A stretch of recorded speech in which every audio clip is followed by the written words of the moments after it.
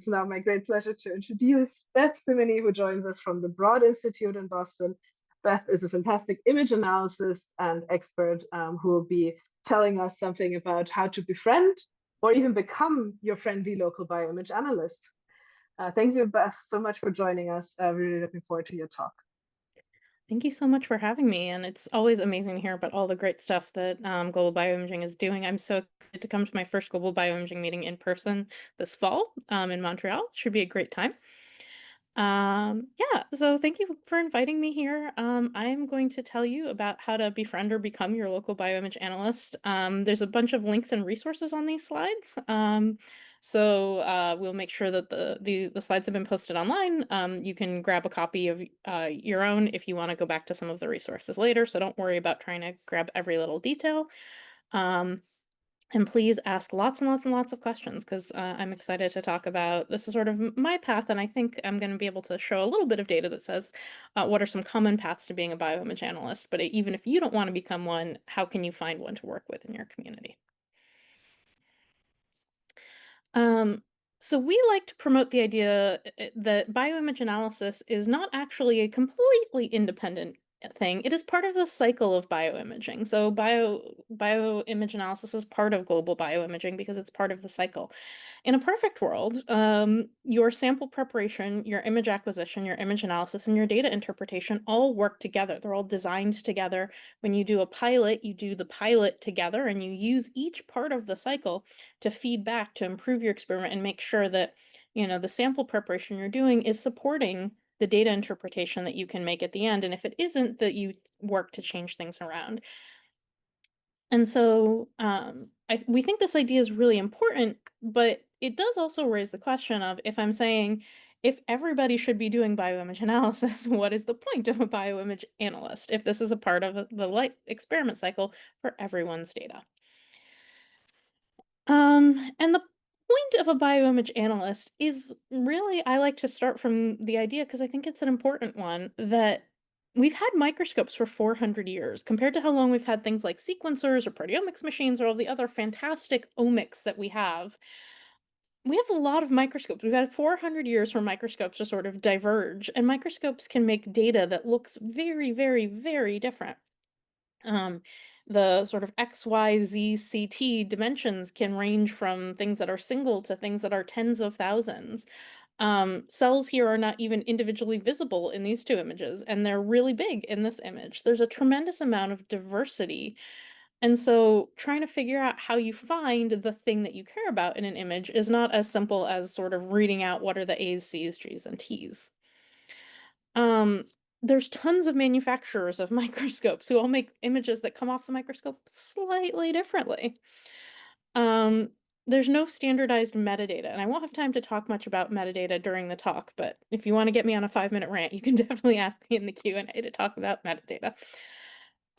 Tools, for the most part, for doing bioimage analysis aren't really standardized. For a lot of these things, smart people are working really hard on them, but they're not there yet.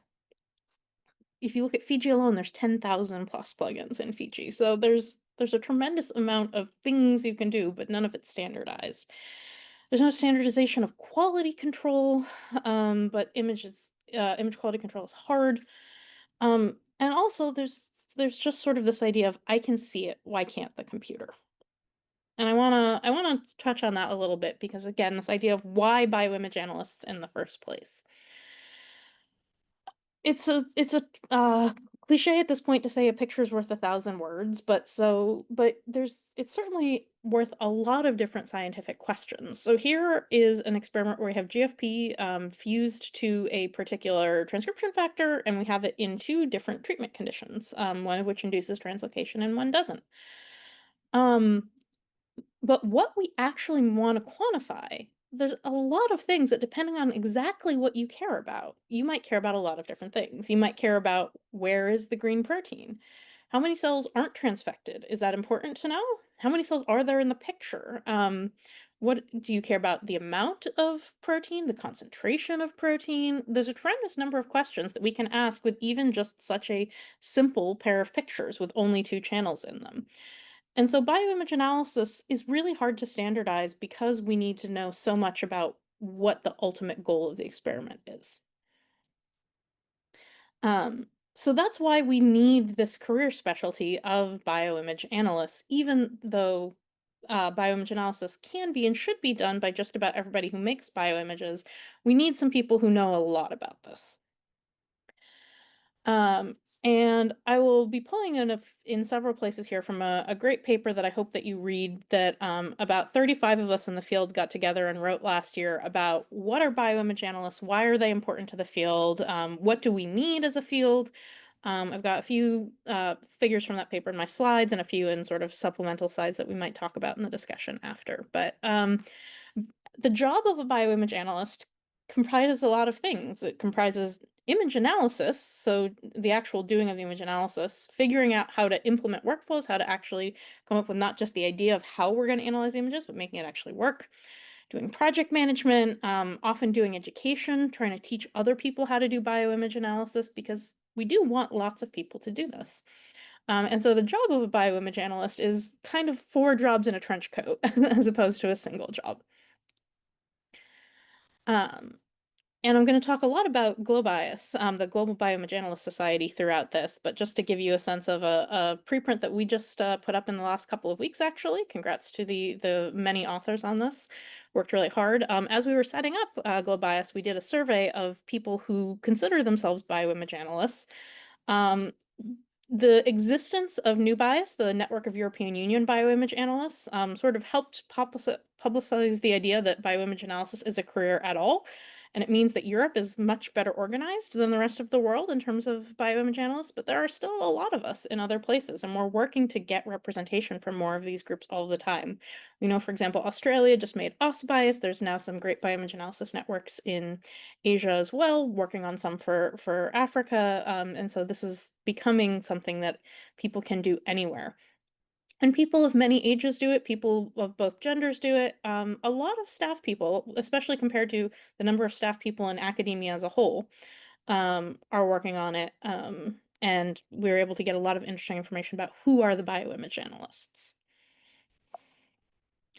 Um, And they're people who tend to know a lot of different things. So this is not necessarily bioimage analysts, but people who are doing bioimage analysis. When we have surveyed them, which we do every couple of years, people who say they're doing bioimage analysis, some of them are biologists statistically, but we also have people who are biophysicists or just physicists, computer scientists, statisticians, people who are experts in some of the subdisciplines of computer science, like computer vision and deep learning.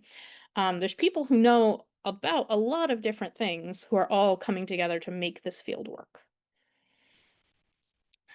Um, so if you think that that sounds like somebody who you would like to be your friend and you want to befriend a bioimage analyst, I have a 2-step foolproof never fail method. Um, Step 1, find a bioimage analyst. And then step 2, have a nerdy conversation with them about image analysis. This always works. This will help you befriend your local bioimage analyst. It is really just about that simple. Um, so how do you do it?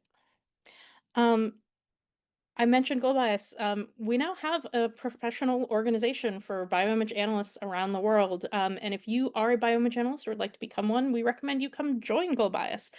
And promote knowledge sharing, develop educational resources, do networking. We'll be having an annual meeting at the end of October in Japan, and we have lots of online activities as well. And so if you want to find a bioimage analyst, there's no better place than the Global Bioimage Analysts Society. And we have tried to make it simple to help you find your friendly local bioimage analyst by asking people if they're willing to be posted on our website. And so we have a few dozen people so far. If you would like to be on our website, you are welcome to add your profile.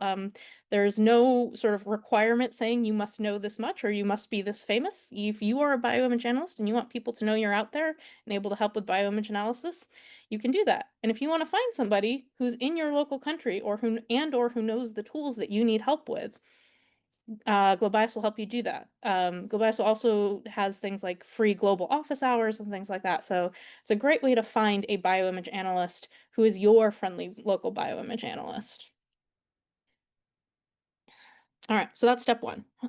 Step 2, have a nerdy conversation with them about image analysis. It is slightly more complicated than that, but honestly not really much. We had a list of do's and don'ts in our workshop paper. But most of the don'ts are just things like don't wait till the end or don't assume we can magically fix your data. Your bioimage analyst friends are your friends and you would want to treat them the way you would treat any friend, with respect and sort of thinking about their time and knowing that their expertise is going to help you with your experiment. So come early and often and plan ahead so that we can help you with your experiment before it's done, as opposed to after, when maybe all we can say is, oh, I'm sorry, you took your images wrong. But beyond these sort of hopefully relatively obvious things about, how to just sort of be a good scientific collaborator, which apply to lots of different collaborations, we just love talking about bioimage analysis, so just come talk to us about it. And we might even reveal to you some secret truths once you befriend us.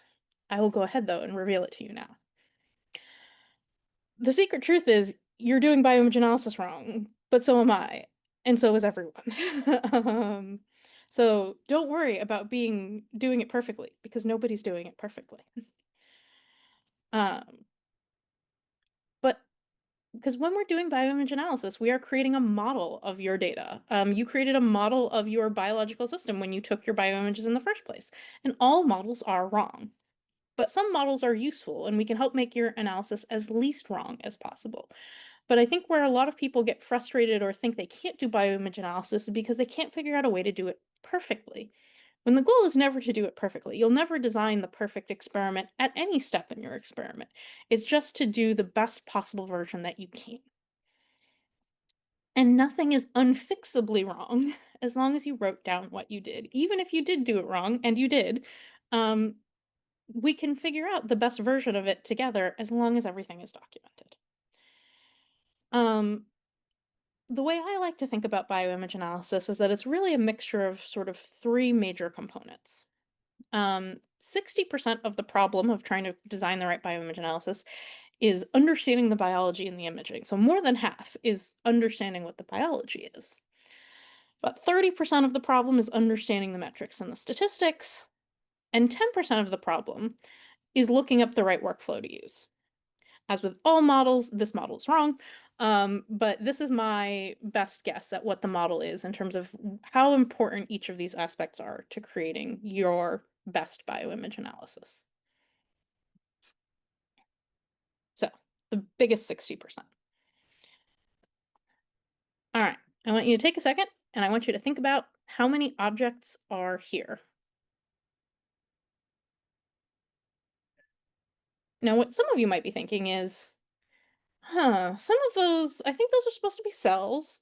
I'm not sure all of those are supposed to be cells, though. Some of them look a little tragic, and some of them actually just kind of look like blobs. So the most important thing is not actually a computer science question of how do we count the objects, but we need our biological intuitions of, is this a thing that we care about? Yes or no? And so this is why I say biology is actually the most important part. Um, so almost always in a bioimage analysis, we will need to separate some objects that exist in our image that truly are there that we don't care about from ones that we do. Um, in this particular case, if we want to get rid of this debris, um, we might do it in at least 4 different ways. We might remove it at the sample prep stage if we can. And this is where I talk about this being a circle. If you can fix it at the bench, it's an awful lot easier to then sort of do what you need to do at the laptop. It's not always possible. It's possibly expensive or time consuming, but you can at least get rid of as much debris as you can. You can go through and you can manually mask out. There are plenty of programs that will let you go in and sort of trace out masks and say, nope, not this one, not this one. It's very time consuming. It's not very reproducible. But you can be sure that you only have the things that you care about. You could try to remove the very bright things, but you might remove really bright things that are also real biology that you care about. You could also try to remove the really small things. But what if your biology induces some cells to be small, and then you miss them because you've removed small things? So none of these solutions are perfect. And there are other ones you could certainly come up with, but many of them would fall into sort of these kinds of classes. And so knowing which of these is the least worst thing to do. Can you not afford to lose the time? Can you not afford to lose the small cells or the bright cells? Will help you figure out the best bioimage analysis to perform. Colocalization, the bane of all bioimage analysts, and perhaps the hardest problem. Are these two molecules colocalized? Well, I'm not going to answer that for you. But I am going to just show you one slide from a talk that an excellent postdoc of mine, who I'll introduce a little later in this talk, gave. All of the things you need to understand about the microscopy in order to even start answering that question. Things like, what are the probes? Did you check for bleed through on the probes? Are the channels correctly registered? What's your out of focus light situation? And none of these things are going to be magically there when you go and sit down at the computer and you make a measurement. So understanding, if you want to say with confidence that something is colocalized, all of the things you need to know, that's about the biology and the microscopy. That's not about anything related to bioimage analysis. And so a lot of bioimage analysis is just understanding biology and microscopy. You have to know some things about metrics and statistics also. But generally speaking, a lot of things become intuitive. So when do you use the mean intensity or the median or the total? It might depend on if what you care about, and again, this is where biology, do you care about the number of molecules present? Do you care about the concentration of molecules? You might use the total if you care about molecule count, or the mean when you care about something like the concentration. But if you're not sure if your distribution is completely fair as a mean, maybe you'll pick the median.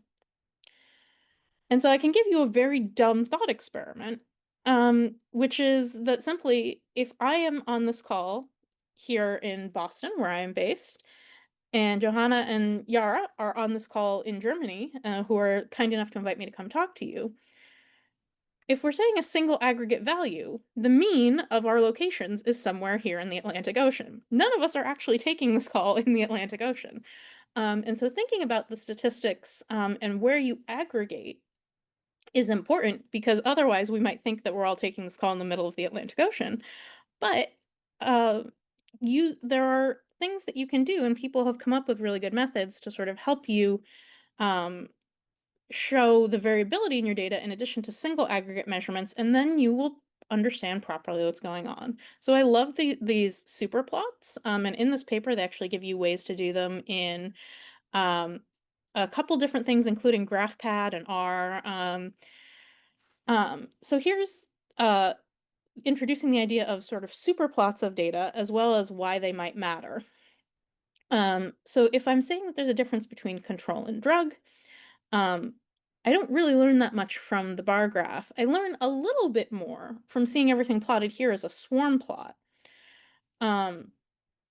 But if I tell you there are 3 biological replicates that make up this experiment, and that these error bars here are the standard deviation of our 3 different replicates, this could be hiding several things. It could be that our 3 different things, which they've colored here, blue, orange, and gray, are actually they're actually repeatably lower, just sort of always, and our measurements are super repeatable all the time.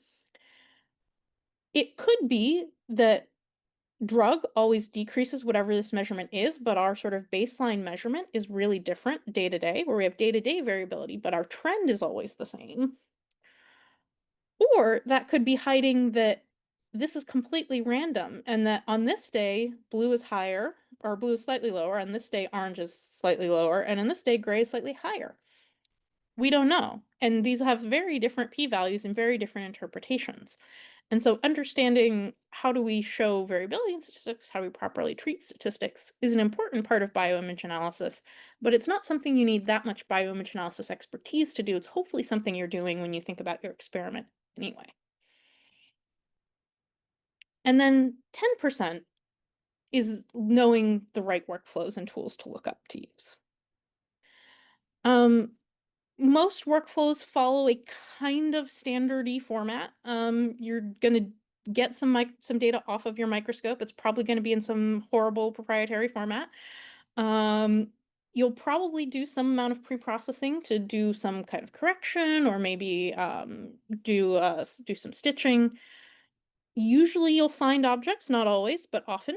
And then you will figure out how to fairly present those results. And in this paper, go through and sort of what are the common pitfalls at each stage and how do you think through it. But workflows often look really similar from workflow to workflow. It's just knowing exactly what to pick at each step. And this is a great paper from Kotomura and Simon Norlick from a few years ago, going through this in detail, and talking about, this is another example of a really common path of images, sort of do illumination correction, you do some sort of a thresholding, you find the objects, and they talk about what are the right minimal aspects to capture. And this is where I get to the nothing is wrong as long as you wrote it down. But there are lots of different tools you can use for each one of these steps, and probably most of them are fine. So knowing the workflows is more important than knowing the list of individual tools that exist. And even if you didn't actually pick the right one, as long as you wrote down what you did, somebody can point that out to you and you can sort of work on fixing it together.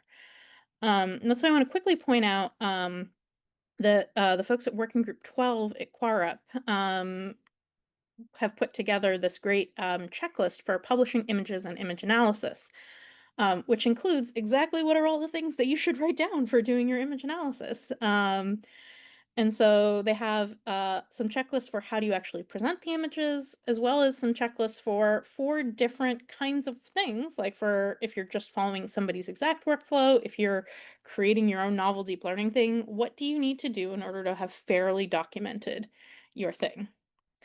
And so this is great because these are, as far as we're aware, the first sort of commonly agreed upon guidelines. And actually, some journals are starting to adopt modified versions of these. But oh God, I don't even know what I'm supposed to write down, will hopefully be easier to do in the future, especially because we've recently been working, some great folks in Working Group 12, about putting this together in an interactive Jupyter book that has description of all of the things and then links to tutorials on how to do everything. And so we will help you figure out exactly how you can document your workflow, which means that even if you didn't pick the exact tool that I would have picked to do your segmentation or to do your pre-processing, if what you did was sort of wrong enough that it actually introduces some bias, somebody can know and figure it out, and then you can come up with a better version together. So ultimately, the most important thing is not memorizing any particular set of steps, but learning how to learn about these sorts of things and learning where to find all of the different tools that are going to go into your toolbox of doing bioimage analysis. And the number of image analysis tools and resources is growing all the time, which is good, but is also bad because it just means there's a lot of them. And it can be very hard to keep up because people are putting out great new things on what feels like an almost daily basis. So how can you do this? How can you become a bioimage analyst so you have time to keep up with all of these great new tools? So first of all, congratulations. If you know a lot about microscopy, if you are doing your best to sort of understand proper statistical control of your experiments, and you know how a bioimage analysis workflow should work in general, you are well on your way to being a bioimage analyst. There might be more tricks you can put into your toolbox, but you're well on your way to knowing how to think about doing bioimage analysis. Um, and this is data that's not actually in this paper, but is in the associated GitHub repo, and I think is sort of a valuable thing. When we ask people who responded to the GloBias survey of who call themselves bioimage analysts what they spend their time doing, we look at the 20 to 29, our youngest age group. Most of them start by just doing their own projects. And then eventually they transition into doing all of these other things that bioimage analysts do and spend time on, like teaching other people or making tools or eventually managing other bioimage analysts. But most people just start because they do bioimage analysis on their own data. And they're like, ooh, this is fun. I just want to do this more. So if that's you, congratulations. This is typically how people get into this field, and you're well on your way to doing it. This is why I said I have links to the slides. Do not read all of these things. I'm not going to read them all to you now, but do read them all eventually, but don't try to read them all right now. We have lots of good educational materials in this field. There are more that I do not have space to link to. I do just want to highlight one, though, which is the bioimaging guide, because it's a thing that our lab put together along with some folks at Bioimaging North America, which I think is really helpful. It is a good resource of resources. It doesn't try to teach you everything you need to know about that cycle of bioimaging, sample prep, acquisition, image analysis and data handling, and statistical analysis, but it tries to give you some guidance as to, okay, here's where I can go learn more about that topic, even though I can't do a whole PhD on that topic based on just what's right here. We try to make it as friendly as possible. We've got things like little notes in the margins, and a lot of content is collapsible, so you're not like, oh my gosh, giant wall of text the second that you open it. But for this audience, I wanted to especially highlight the fact that this book is now multilingual. It is now available in Czech, Portuguese, and Spanish. And we're always happy. We have several other languages that have been started, but nobody's actively working on right now. Everything is auto-translated, and we just need volunteers to go through who are native speakers and who can say, yes, I will approve or fix the translations in some other language. If that's something you're interested in doing, we have we have seats available in the software that we use for doing this, and we would love to have this available in other languages as well. But if Czech, Portuguese, or Spanish is the language you wish that you had it in, it is available. Pop me an email, and I'm happy to talk about adding any other language that you want, and many are already in progress. They're just not done. There's also a lot of, I know the feedback we consistently get in our surveys is if you're a beginner, you don't want a giant thing of text, you want videos. So I've highlighted here some great video resources, including the Images to Knowledge Conference, which happens every year with an online around the world tutorial-a-thon. We're trying to set the dates for this falls as well, so keep an eye out for that if you want to have tutorials from dozens of tools, all for free, and then available online on YouTube after. There are great videos for learning these things as well. But above all, ask. Please just ask. We are huge dorks and love talking about this stuff, which is why I said the way you befriend your bioimage analyst is you ask them a question about bioimages. The image.sc forum, if you remember nothing else, is a central help forum for asking bioimage analysis questions. We love beginners there. If anybody is even the slightest bit rude to beginners, we kick them out. And we barely ever, I think we've kicked out like 2 people ever because nobody's rude. Everybody is just so excited to talk about this and teach this.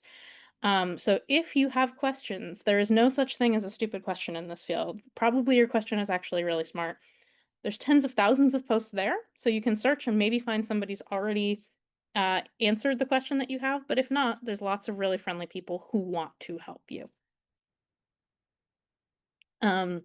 If you're already pretty good at bioimage analysis and the thing is you want to convince your organization to let you become their friendly bioimage analyst, and that's your barrier, as part of that collaborative paper I mentioned before, we have put together this draft of a thing that you can use to convince your organization of the value that bioimage analysis adds.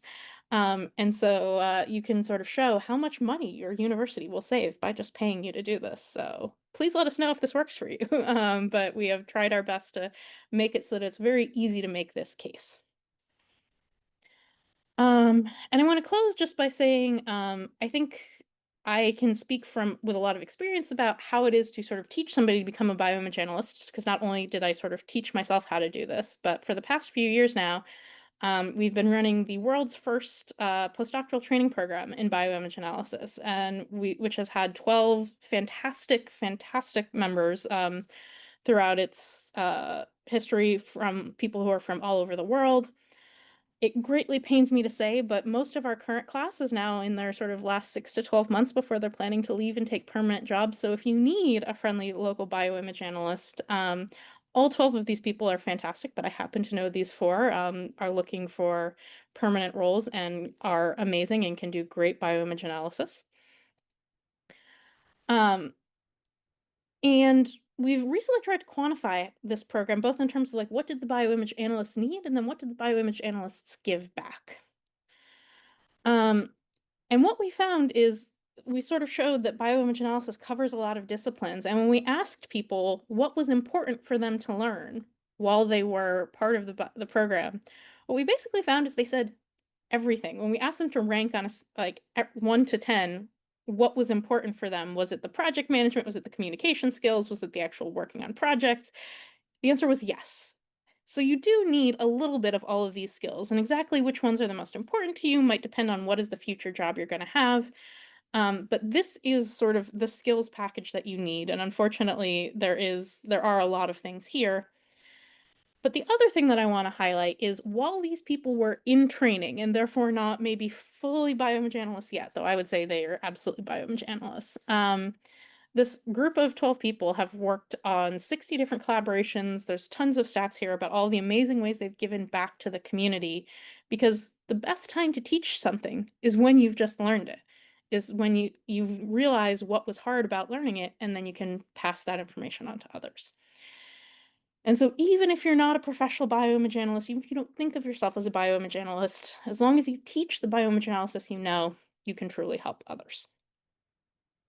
And so in conclusion, there are still problems to solve here. There are still work to do.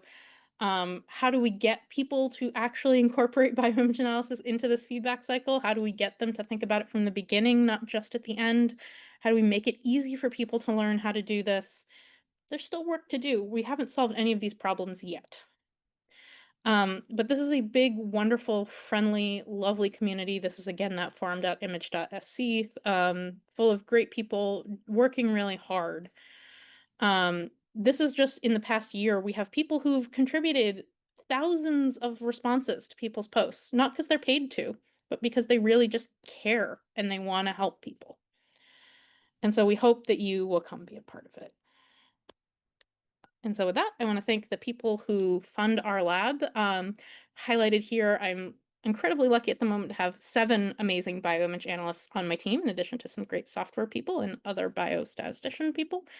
We make lots of good tools. We have educational materials, and I look forward to answering your questions. Thanks so much.